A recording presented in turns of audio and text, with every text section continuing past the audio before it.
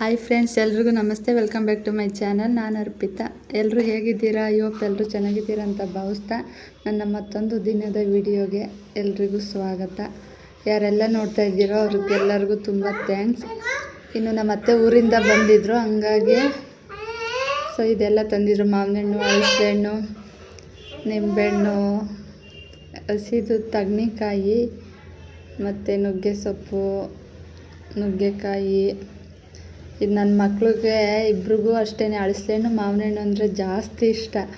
ಹಂಗಾಗಿ ಅವರು ಊರಿಂದ ಕುಯ್ಕೊಂಡೇ ತಗೊಬಂದಿದ್ರು. ಇನ್ನು ನುಗ್ಗೆಕಾಯಿ, ಸ್ವಲ್ಪ ನುಗ್ಗೆ ಸೊಪ್ಪು, ಜೊತೆಗೆ ಕೋಳಿ ಮೊಟ್ಟೆ, ನಾಟಿ ಕೋಳಿ ಮೊಟ್ಟೆ ಸಿಗುತ್ತಲ್ಲ, ಮಾಮೂಲಿ ಮನೇಲಿ ಸಾಕಿರೋ ಕೋಳಿನೇ ನಾಟಿ ಮೊಟ್ಟೆ ಅಂತೇಳ್ಬಿಟ್ಟು ತಗೊಬಂದಿದ್ರು. ಇನ್ನು ಹಣ್ಣು ಜಾಸ್ತಿ ಇಷ್ಟಪಡ್ತಾರೆ, ಹಣ್ಣು ಮತ್ತು ಮಾವಿನಹಣ್ಣು. ಇನ್ನು ನಾವು ಬೆಳಗ್ಗೆ ತಿಂಡಿಗೆ ಅಂತೇಳ್ಬಿಟ್ಟು ಉಪ್ಪಿಟ್ಟು ಮಾಡ್ಕೊಂಡಿದ್ದು. ಇನ್ನು ನಮ್ಮ ಮನೆಯವ್ರ ಕಡೆ ರಿಲೇಷನವರು ಬಂದಿದ್ದರು. ನಮ್ಮ ಮನೆಯವ್ರು ಮಾತಾಡ್ತಾ ಕೂತ್ಕೊಂಡವ್ರು ಅವ್ರ ಜೊತೆ. ಇನ್ನು ನಾನೊಂದು ಸ್ವಲ್ಪ ಅವತ್ತು ಪೋಲಿಯೋ ಇತ್ತಲ್ಲ ಅಂತೇಳ್ಬಿಟ್ಟು ಹಾಕ್ಸೋಣ ಅಂತೇಳ್ಬಿಟ್ಟು ತಿಂಡಿ ಎಲ್ಲ ತಿನ್ಕೊಂಡು ಹೋಗ್ತಾಯಿದ್ದೀವಿ. ನಮ್ಮ ಏರಿಯಾದ ಹತ್ರದಲ್ಲೇ. ಹಂಗಾಗಿ ಅಲ್ಲೇ ಸುಮಾರು ಸಲಿನೂ ಅಲ್ಲೇ ಒಂದು 3 ವರ್ಷದಿಂದ ನಾನು ಇಲ್ಲೇ ಹಾಕಿಸ್ತಾ ಇರೋದು. ಎಲ್ಲ ಹತ್ರನೂ ಬರ್ತಾರೆ, ಒಬ್ಬೊಬ್ಬರು ಮನೆ ಹತ್ರನೇ ಬರ್ತಾರೆ. ಇವತ್ತು ಪೋಲಿಯೋ ದಿನ ಹಾಕ್ಸಿರಲ್ವ, ಇನ್ನು ನಾಳೆ ದಿನ ಯಾರು ಹಾಕ್ಸಿಲ್ಲ ಅಂದ್ಕೊಂಡು ಮನೆ ಹತ್ರ ಬರ್ತಾರೆ. ಇನ್ನು ನಾವು ಇವತ್ತೇ ಹಾಕ್ಸ್ಕೊಂಡು, ನನ್ನ ಮಗ ಅದಕ್ಕೋಸಿ ಏನೋ ಮಾಡ್ತಾರೆ ಅಂತ ಸರ್ಕಸ್ ಮಾಡ್ತಾಯಿದ್ದ. ಇನ್ನು ಹಾಗೆ ಸ್ವಲ್ಪ ಕೊತ್ತಂಬರಿ ಸೊಪ್ಪು, ಶುಂಠಿ ಎಲ್ಲ ತಗೋಬೇಕಿತ್ತು ಅಂದ್ಬಿಟ್ಟು ಅಲ್ಲೇ ತಗೊಂಡು ಮನೆಗೆ ಬಂದು, ಇನ್ನು ಕೋಳಿ ಮೊಟ್ಟೆ ಎಲ್ಲ ತಗೊಂಡು, ಇನ್ನು ನನ್ನ ಮಗಳು ಅದೇ ಸಂಡೇ ಆಗಿರೋದ್ರಿಂದ ನಮ್ಮ ಮನೆ ಹತ್ರ ಕಾಗೆಗಳು, ಹದ್ದುಗಳಿಗೆಲ್ಲ ಕೋಳಿದು ತಲೆ ಮತ್ತು ಕಾಲುಗಳು ಇರ್ತಾವಲ್ಲ, ಅವೆಲ್ಲನ ಹಾಕ್ತಾರೆ. ಹಂಗಾಗಿ ಎಷ್ಟೊಂದು ಹದ್ದುಗಳು ಮೇಲ್ಗಡೆ ಹೋಯ್ತಾವೆ. ಮೇಲ್ಗಡೆ ನಿಂತ್ಕೊಂಡು ಇದ್ರೆ ಕಾಣಿಸೋದು, ನಾನು ಕೆಳಗಡೆ ನಮ್ಮ ಮನೆ ಹತ್ರನೇ ನಿಂತಿರೋದ್ರಿಂದ ಇಷ್ಟಕ್ಕೆ ಕಾಣಿಸಿದ್ದು. ಎಲ್ಲ ಹಾಕೋದು ಒಂದಕ್ಕೆ ಅದು ಹೆಂಗೆ ಗೊತ್ತಾಗ್ಬಿಡ್ತದೋ, ಒಂದಕ್ಕೆ ಹಾಕೋದೇ ತಡ ಎಲ್ಲ ಬಂದ್ಬಿಡ್ತವೆ. ಇನ್ನು ನಾನು ಇದೆಲ್ಲ ತಂದು ಜೋಡಿಸ್ಕೊತಾಯಿದ್ದೆ. ಇನ್ನು ನಮ್ಮ ಮನೆಯವ್ರು ಸ್ವಲ್ಪ ಮಟನ್ ಥರ ಅಂದ್ಬಿಟ್ಟು ಅವ್ರು ಹೋದರು. ನಾನು ಅದು ಮಟನ್ ತರಕ್ಕೆ ಹೋಗೇ ಇಲ್ಲ. ನನಗೇನು ಬೇಕೋ ಅಷ್ಟು ನಾನು ತಗೊಂಡು ಬಂದೆ. ಸೌತೆಕಾಯಿ, ಇನ್ನು ಕೊತ್ತಂಬರಿ ಸೊಪ್ಪನ್ನ, ಇನ್ನು ಸ್ವಲ್ಪ ಹಾಲು ತಗೊಬಂದೆ, ಕಾಫಿ ಕಾಯಿಸೋಣ ಅಂತೇಳ್ಬಿಟ್ಟು. ಇನ್ನು ಉಪ್ಪಿಟ್ಟು ತಿಂದಿದ್ರಲ್ಲ, ಹಂಗಾಗಿ ಒಂಚೂರು ಕಾಫಿ ಕುಡಿಯಿರ್ತಾರೆ ಅಂತೇಳ್ಬಿಟ್ಟು ಕಾಫಿ ಕಾಯಿಸೋಣ ಅಂತೇಳ್ಬಿಟ್ಟು ಇವೆಲ್ಲ ಎತ್ತಿಟ್ಕೋತಾ ಇದ್ದೀನಿ. ಇನ್ನು ನನ್ನ ಮಗನಿಗೂ ಲಂಚ್ ಬಾಕ್ಸ್ಗೆ ಸ್ನ್ಯಾಕ್ಸ್ ಥರ ಒಂದೇನಾರು ಹಾಕಿ ಕೊಡಲೇಬೇಕಲ್ಲ. ಹಂಗಾಗಿ ಸೌತೆಕಾಯಿನೋ ಇಲ್ಲ ಕಿತ್ಳೆಹಣ್ಣು, ಆಪಲ್ಲು ಏನು ಸಿಗುತ್ತೋ ಅದು, ಜೊತೆಗೆ ನಾನು ಮಾಡಿದ ಮದ್ದು ರೋಡೆ ಇರ್ಬೋದು, ಇನ್ನೊಂದು ಏನಾದ್ರು ಸಿಕ್ಕಿದ್ದು ಡೈಲಿ ಅದನ್ನೇ ಕೊಟ್ಟರೆ ಇದು ಮಾಡ್ತಾನಲ್ಲ ಅಂತೇಳ್ಬಿಟ್ಟು ತರಿಸ್ತಾ ಇರಬೇಕು. ಇನ್ನು ಮನೇಲಿ ಒಂದೊಂದು ಸ್ವಲ್ಪ ಅದು ಇದು ಮಾಡ್ತಾಯಿರ್ತೀನಿ. ಹಂಗೂ ಮಕ್ಕಳಿರೋ ಮನೇಲಿ ಏನೂ ಮಾಡೋಕ್ಕಾಗಲ್ಲ. ಇನ್ನು ನಮ್ಮ ಮನೆಯವ್ರು ಒಂದು ಸ್ವಲ್ಪ ನನ್ನ ಮಟನ್ ತಂದು ಕೊಟ್ಬಿಟ್ಟು ಮನೇಲೇ ಕೂತಿರೋ ಬೇಜಾರು ಅಂತ ಹೇಳ್ಬಿಟ್ಟು, ನನ್ನ ಮಗನಿಗೂ ರಜೆ ಇತ್ತಲ್ಲ ಅಂದ್ಬಿಟ್ಟು ಪಾರ್ಕ್ ಹೋಗಿ ಅಂತ ಹೋದರು. ಜೊತೆ ಹತ್ರನೇ ಅದನ್ನು. ನಾನೊಂದು ಸ್ವಲ್ಪ ಈರುಳ್ಳಿ ಬೆಳ್ಳುಳ್ಳಿ ಮಟನ್ ತಂದು ಕೊಟ್ಟಿದ್ರಲ್ಲ, ಅದಕ್ಕೆ ಅಂತ ಬಿಡಿಸ್ಕೊತಾ ಇದ್ದೀನಿ. ಅದನ್ನೇ ಈರುಳ್ಳಿ ಊರಿಂದನೇ ತಂದಿದ್ರಲ್ಲ ಅಂದ್ಬಿಟ್ಟು ಅದನ್ನೇ ನಾಟಿ ಈರುಳ್ಳಿ ಚೆನ್ನಾಗಿರುತ್ತೆ ಅಂತ ಹೇಳ್ಬಿಟ್ಟು, ಬೆಳ್ಳುಳ್ಳಿನೂ ಅಷ್ಟೇ ನಾಟಿದು ಹಾಕಿದಾಗ ಟೇಸ್ಟೇ ಚೇಂಜು. ಆದರೆ ಯಾವಾಗಲೂ ನಾಟಿನೇ ಸಿಗುತ್ತೆ ಅಂತ ಹೇಳೋಕ್ಕಾಗಲ್ವಲ್ಲ. ನಾಟಿ ಸಿಗದೆ ಹೋದಾಗ ಮಾಮೂಲಿ ಎರಡಕ್ಕೂ ಅಡ್ಜಸ್ಟ್ ಅಂತೂ ಯಾವ್ದು ತಿಂದ್ರೂ ಹೊಟ್ಟೆಗೆ ಹೋಗೋದು ಅನಿಸುತ್ತೆ. ಆದರೆ ಈಗಿನ ಕಾಲದಲ್ಲಿ ಎಲ್ಲ ನಾಟಿ ತಿಂದರೆ ಒಳ್ಳೆಯದು ಅಂತ ಹೇಳ್ತಾರೆ.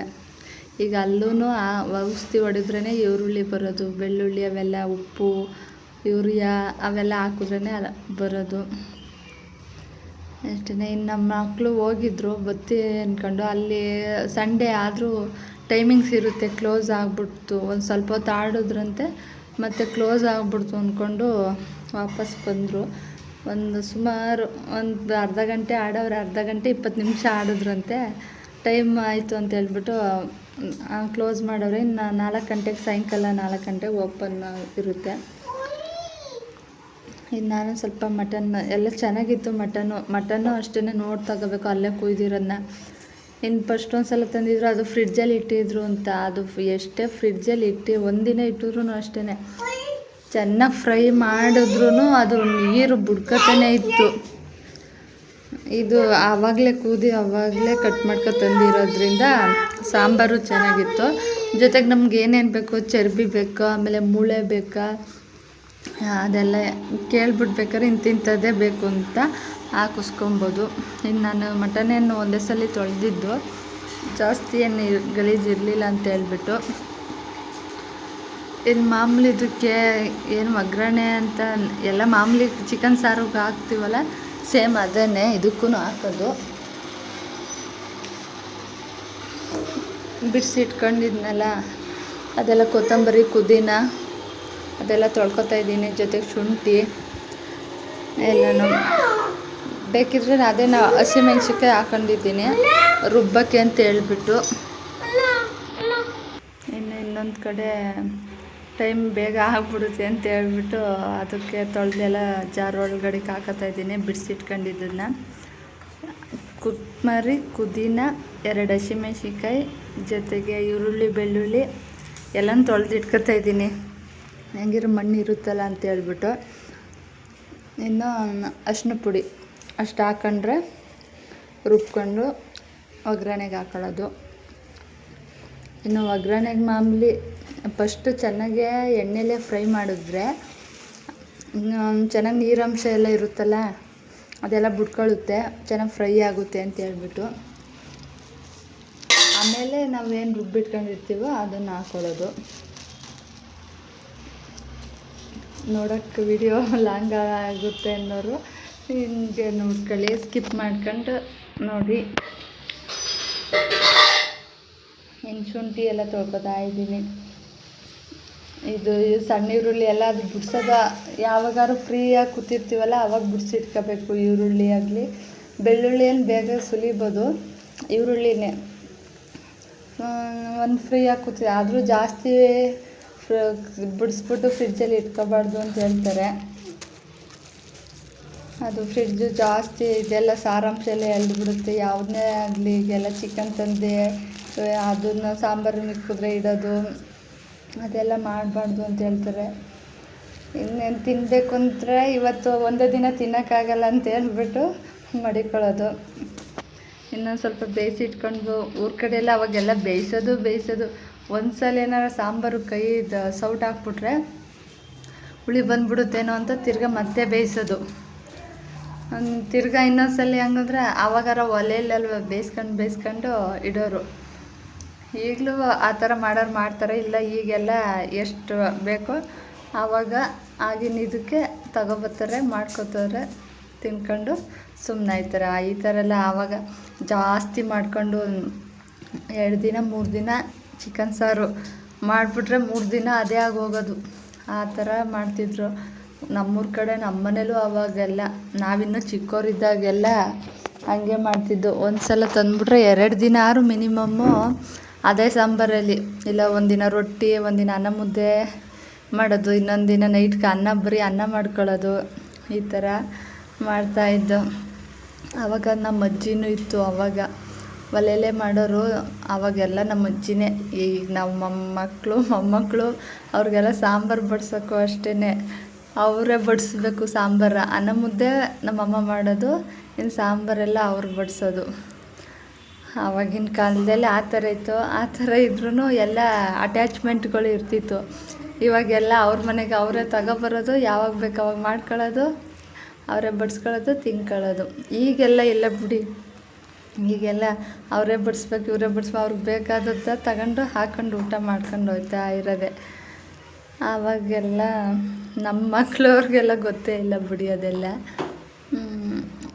ಯಾವುದಾದ್ರೂ ಅಷ್ಟೇ. ಇನ್ನು ಸಾಂಬಾರಿದ್ರೆ ಮೊಟ್ಟೆ ಹಾಕ್ಕೊಳ್ಳೋದು. ಅವಾಗ ಮೊಟ್ಟೆ ಬೇಯಿಸ್ಕೊಂಡು ಅದನ್ನು ಹಾಕ್ಕೊಂಡು ಸಾಂಬಾರಲ್ಲಿ ತಿನ್ಕೊಳ್ಳೋದು. ಹಿಂಗೆ ಯಾವಾಗ ಈಗಿನ ಥರ ಬೆಳಗ್ಗೆ ಒಂಥರ, ಮಧ್ಯಾಹ್ನ ಒಂಥರ, ಇನ್ನು ನೈಟಿಗೆ ಒಂಥರ ಅಂತ ಮಾಡ್ತಾ ಇರಲಿಲ್ಲ ಅವಾಗ. ನಾಷ್ಟನೂ ಅಷ್ಟೇ. ಆಗ ಅಷ್ಟು ನಾಷ್ಟ ಮಾಡಿದ್ರೆ ರೊಟ್ಟಿ, ಪಲಾವು ಇದು ಆವಾಗೆಲ್ಲ ಮಾಡ್ತಾರೆ. ಚಪಾತಿ, ಪೂರಿ ಅವಾಗ ಮಾಡ್ತಾರೆ. ಆದರೆ ಡೈಲಿ ಅದನ್ನೇ ನಾಷ್ಟನೇ ಮಾಡಬೇಕು ಅಂತೇನಿರಲಿಲ್ಲ. ಆ ಥರ ಸಾಂಬಾರಿದ್ದರೆ ಬೆಳಿಗ್ಗೆ ನಾಷ್ಟ ಮಾಡಿ ಅನ್ನ ಮಾಡಬೇಕಲ್ಲ ಅಂದ್ಕೊಂಡು ಒಟ್ಟಿಗೆ ಮಾಡಿಬಿಡೋದು. ಹಂಗೆ ಮಾಡ್ತಿದ್ರು. ಈಗಿನ ಸಿಚುವೇಶನ್ ತಕ್ಕನಾಗೆ ಎಲ್ಲ ಬದಲಾಗ್ತಾ ಹೋಯ್ತಾರೆ. ಈಗಿನ ಇದರಲ್ಲಿ ಯಾರೂ ಹಂಗಿಲ್ಲ, ಊರ ಕಡೆಯೂ ಹಂಗಿಲ್ಲ. ಬೆಳಗ್ಗೆ ಹೊತ್ತು ಡೈಲಿ ನಾಷ್ಟ ಮಾಡ್ತಾರೆ, ಮಾಮೂಲಿ ಮಧ್ಯಾಹ್ನ ಅಡುಗೆ ಊಟ ಮಾಡೋರು. ನಮ್ಮೂರಲ್ಲಿ ನಮ್ಮ ಮನೇಲೂ ಸುಧಾ ಹಂಗೆ ಆಗ್ಬಿಟ್ಟೈತೆ. ಹಂಗೆ ಆವಾಗ ನಮ್ಮ ಅಜ್ಜಿ ಇದ್ದಾಗ ಆ ಥರ ಇತ್ತು. ಇನ್ನು ಬೆಳವಣಿಗೆ ಆಯ್ತಾ ಚೇಂಜ್ ಆಯ್ತಾ ಈಗ ಈ ಥರ ಬಂದೈತೆ ಅಷ್ಟೇ. ಇನ್ನು ಆ ಎಣ್ಣೆಲಿ ಒಂದು ಸ್ವಲ್ಪ ಚೆನ್ನಾಗಿ ಫ್ರೈ ಆದಮೇಲೆ ಮಟನ್ ಹಾಕಿ ಎಣ್ಣೆ ಕಾದ್ಮೇಲೆ ಮಟನ್ ಹಾಕಿ ಚೆನ್ನಾಗಿ ಫ್ರೈ ಮಾಡಿಕೊಂಡು ಆಮೇಲೆ ರುಬ್ಬಿಟ್ಕೊಂಡಿರೋ ಮಸಾಲ ಹಾಕೊಳ್ಳೋದು. ಮಸಾಲೆ ಎಷ್ಟು ಅಂದರೆ ಉಪ್ಪು ಚೆನ್ನಾಗಿ ಉಪ್ಪು ಹಾಕ್ಬಿಟ್ಟು ಫ್ರೈ ಮಾಡೋದು. ಆ ನೀರೆಲ್ಲ ಸುಂಡ್ಕೋಬೇಕು. ಚೆನ್ನಾಗಿ ಮಟನ್ ಇರೋದ್ರಿಂದ ಈ ಚೆನ್ನಾಗಿ ಹುರಿದಿರೋದ್ರಲ್ಲೇ ಚೆನ್ನಾಗಿ ಇದಾಗೋಗಿತ್ತು, ಬೆಂದೋಗಿತ್ತು. ನನ್ನ ಮಕ್ಳಿಗೆ ಮತ್ತು ಅವ್ರಿಗೆ ಟೇಸ್ಟ್ ನೋಡೋಕ್ಕೆ ಅಂತ ಹೇಳ್ಬಿಟ್ಟು ಹಾಕ್ಕೊಟ್ನಲ್ಲ, ಆವಾಗ ಹಂಗಂತಿದ್ರು.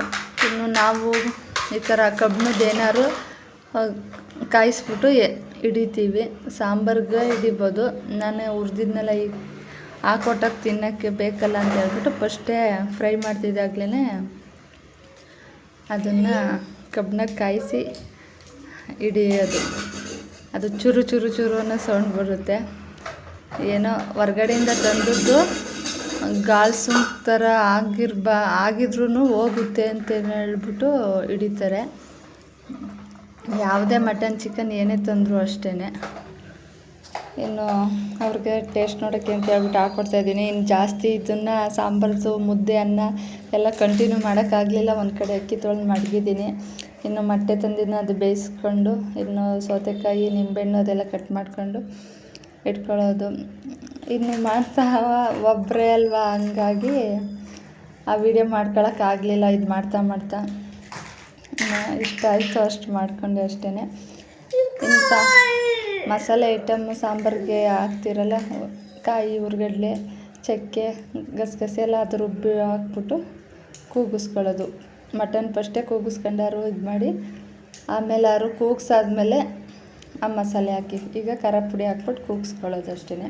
ಇನ್ನು ಇದನ್ನು ಬೆಳಗ್ಗೆ ವಿಡಿಯೋ ಕಂಟಿನ್ಯೂ ಮಾಡಿರೋದು. ಬೆಳಗ್ಗೆ ಚಿಕ್ಕದಾಗಿ ಒಂದು ರಂಗೋಲಿ ಬಿಟ್ಟಿದ್ದೀನಿ. ಇವತ್ತು ಹುಣ್ಣಿಮೆ ಆಗಿರೋದ್ರಿಂದ ಅಂತ ಹೇಳ್ಬಿಟ್ಟು. ಇನ್ನು ನನ್ನ ಮಕ್ಕಳಿಬ್ರು ಮಲಗಿದ್ರು. ಅವಾಗ ಈಗ ಸೌಂಡ್ ಕೇಳ್ತಾ ಇರೋದು ವಾಯ್ಸ್ ಓವರ್ ಕೊಡಬೇಕಾದ್ರೇ ಕೇಳಿಸ್ತಾ ಇರೋ ಸೌಂಡು.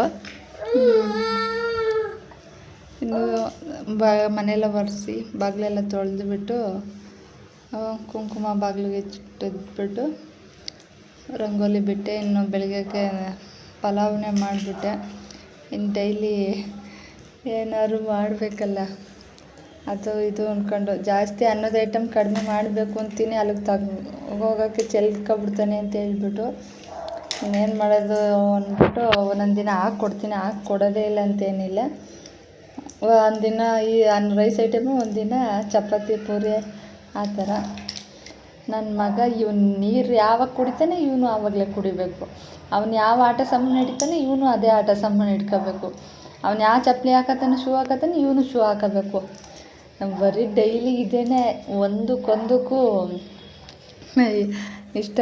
ಅವನೇನು ಇಟ್ಕೊತಾನೋ ಅದೇ ಈಗ ಸ್ಕೂಲ್ಗೆ ಹೋಗವನೇ ಸುಮ್ಮನಿರ್ತಾನೆ ಒಬ್ಬನೇ ಇಟ್ಕೊಂಡು ಆಟ ಆಡ್ಕೊಂಡು. ಅವ್ನು ಬತ್ತು ಅಂದರೆ ಇನ್ನು ಅದೇನೆ ಶುರು ಆಗ್ಬಿಡುತ್ತೆ.